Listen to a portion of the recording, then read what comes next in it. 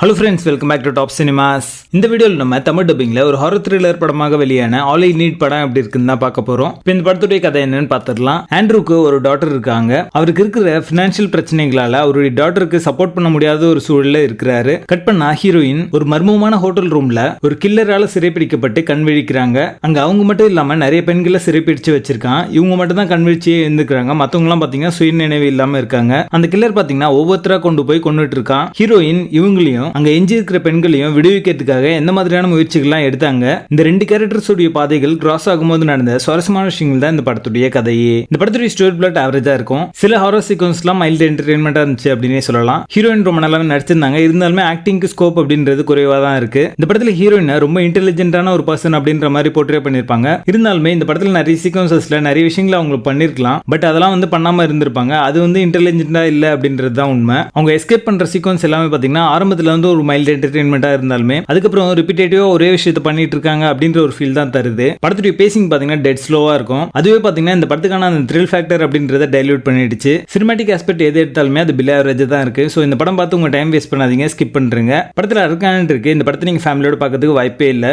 All I need படத்துக்கு எங்களோட rating 3 out of 10.